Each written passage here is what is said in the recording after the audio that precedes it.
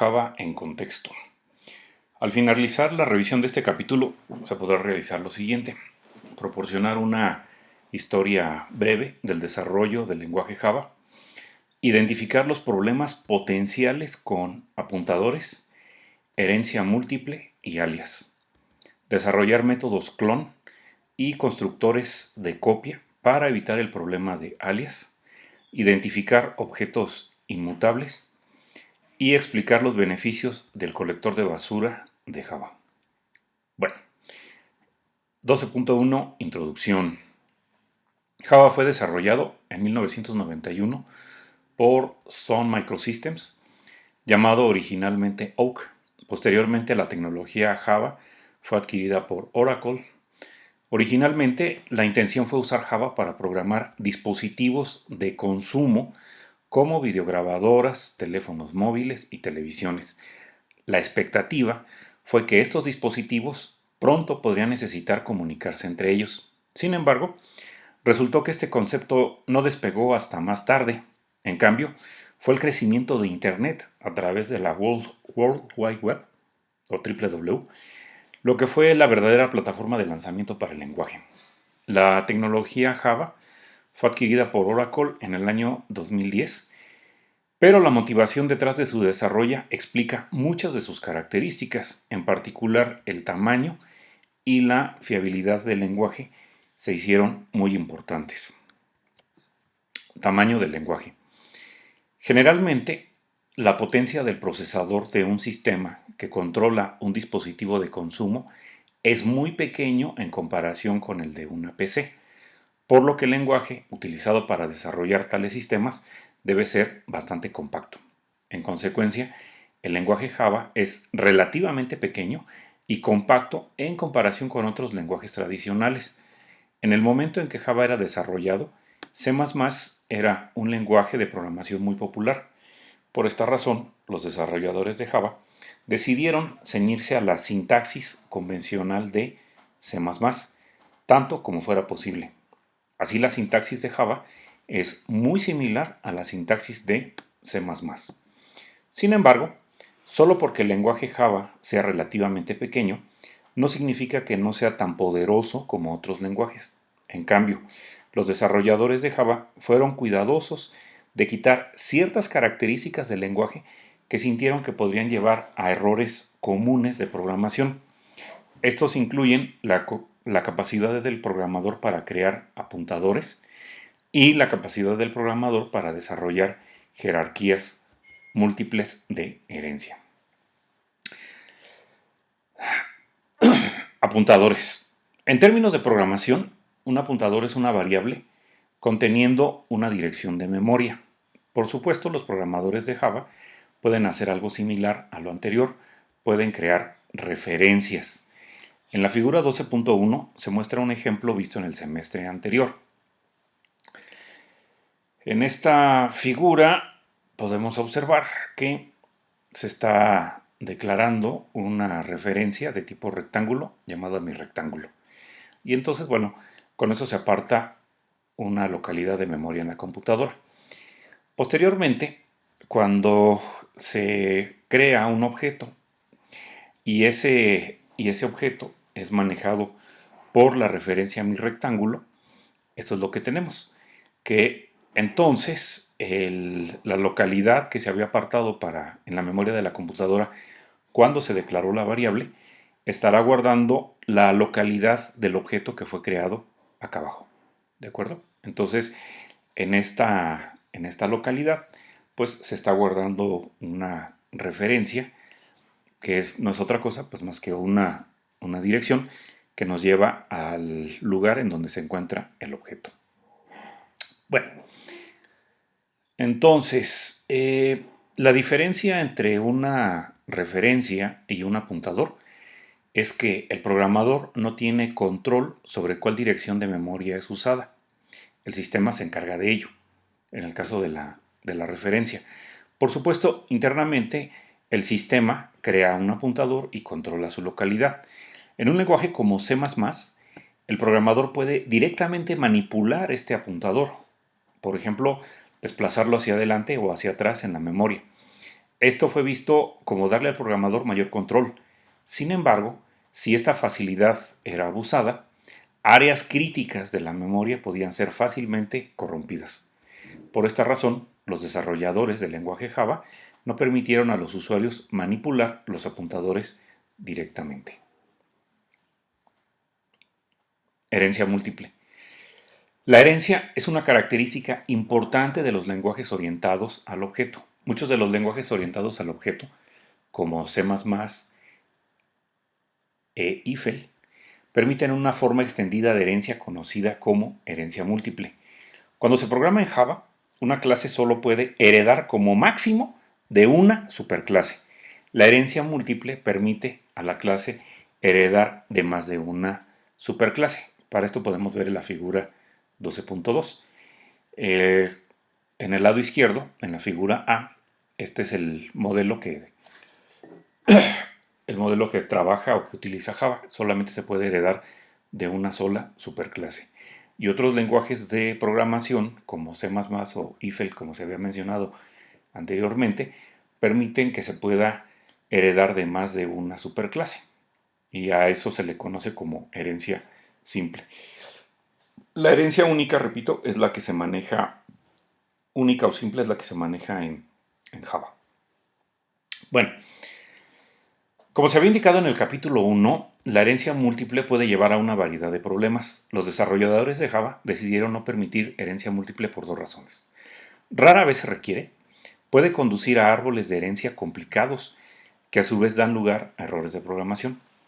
Como un ejemplo de herencia múltiple, considerar un club de fútbol con varios empleados. La figura 12.3 ilustra una estructura de herencia a la que se podría llegar. Entonces, tenemos una superclase que es empleado, de la cual se deriva la clase gerente y la clase jugador. Digamos que este gerente era muy bueno para jugar fútbol y por lo tanto entonces también lo habilitan como jugador. Entonces ahí se tiene o se da el caso de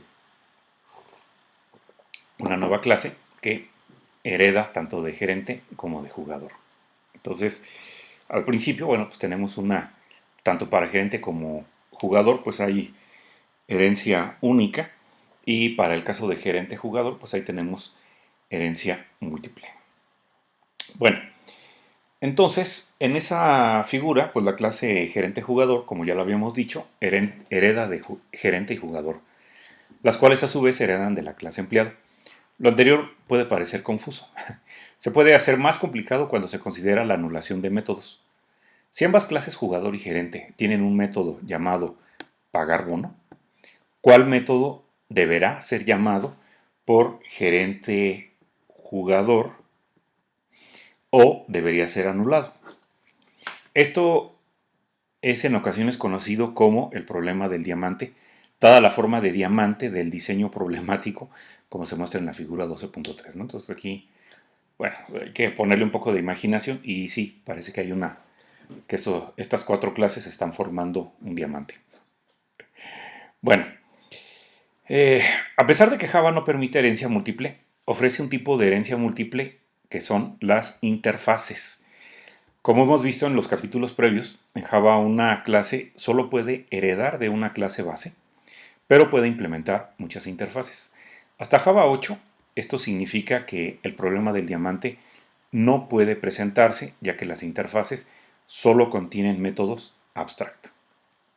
Sin embargo, a partir de Java 8, las interfaces pueden contener métodos default. En el capítulo 1 se indicó que estos métodos son métodos regulares que contienen una implementación y residen en interfaces. Generalmente, bueno, los métodos abstractos que están en las interfaces no tienen implementación, pero estos métodos default que estamos aquí comentando sí tienen implementación. Y estos métodos son automáticamente heredados por las clases que implementan estas interfaces. Se podría pensar que esto podría llevar potencialmente una vez más al problema del diamante si se implementan dos o más interfaces que contengan métodos default con el mismo nombre. Por ejemplo, veamos el esquema de interfaz jugador que contiene un método default llamado pagar bono. Entonces, aquí está nuestro método default llamado pagar bono que devuelve un double y todo lo que hace este método, bueno, pues es simplemente devolver este valor, 10,000. Ujú. Luego, eh, con la, con la palabra reservada default, bueno, pues logramos el método default que se quiere y pues tiene su implementación. No es un método abstracto, ¿verdad? En este caso se asume que todos los métodos default son public. Por lo tanto, no se necesita dar este alcance. Es decir, no es necesario que tú le pongas a ese en la cabecera del método, no es necesario que pongas public. De entrada ya es public. Vamos ahora a considerar la interfaz gerente, que también tiene un método default con el mismo nombre, pagar bono. Bueno, entonces este método, a diferencia del anterior, bueno, pues, tiene exactamente la misma cabecera, con la única diferencia es que este método devuelve una cantidad diferente, devuelve el doble, ¿no? 20,000. Bueno, si ahora consideramos la clase interfaz gerente jugador, que intenta implementar las dos interfaces previas, eso se puede hacer eso lo permite Java, de esta manera. Ah, a ver, esta es clase, no, aquí me equivoqué, aquí debería decir gerente jugador. Bueno, en esta clase interfaz, gerente jugador, perdón, que está implementando a interfaz jugador y a interfaz gerente, si lo hacemos de esta manera, eh, y bueno, y en la clase haces las implementaciones de los métodos abstract que están contenidas en ambas interfaces. Bueno, en este caso, bueno, no tenemos, así como se está planteando, pero en el caso de que tuviera métodos abstract e hicieras la implementación en esta clase, eh, esto no es suficiente y por lo tanto la clase no va a compilar. La razón de esto es que el compilador evita el problema del diamante, ya que no le queda claro al compilador cuál versión de pagar bono se heredaría, si el de la clase gerente o el de la clase jugador. Para resolver esto, Java insiste en que ese método, pagar bono, se debe anular con una implementación propia. Y una solución, pues sería como la que se muestra aquí enseguida. Aquí, si se fijan, bueno, se está acomodando o poniendo la anotación para anular el método por default llamado pagar bono, o los métodos pagar bono que se heredan tanto de interfaz jugador como de interfaz gerente. Y bueno, para esta implementación o para esta anulación se le ha dado a un gerente jugador un bono de 30,000. Hay que observar que cuando se anula este método pagar bono, se debe marcar este método como public,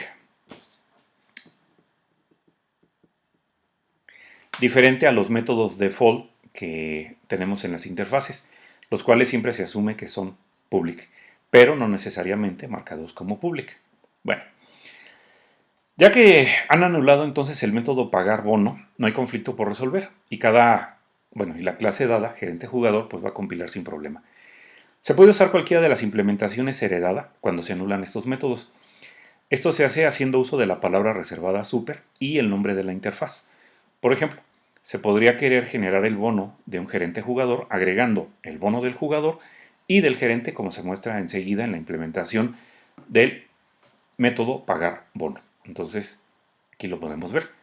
Se está utilizando, dentro de la implementación para para la anulación del método pagar bono, se está utilizando lo que manejan o lo que hacen las interfaces. Entonces, para eso, bueno, hay que calificarlo con super para poder acceder a lo que está en el super tipo. Y además se necesita este otro calificador, pues para que en este caso eh, el compilador sepa a cuál pagar bono se refiere, ¿verdad? Porque si ustedes nada más dejan super.pagar bono, pues sí, seguimos en el mismo conflicto. ¿Cuál de los pagar bonos se va a utilizar? ¿El de gerente o el de jugador? Pero si ya se le agrega el nombre de la interfaz, pues esto ya le queda muy claro y muy preciso a lo que es el compilador. Bueno, pues hasta aquí entonces esta sección.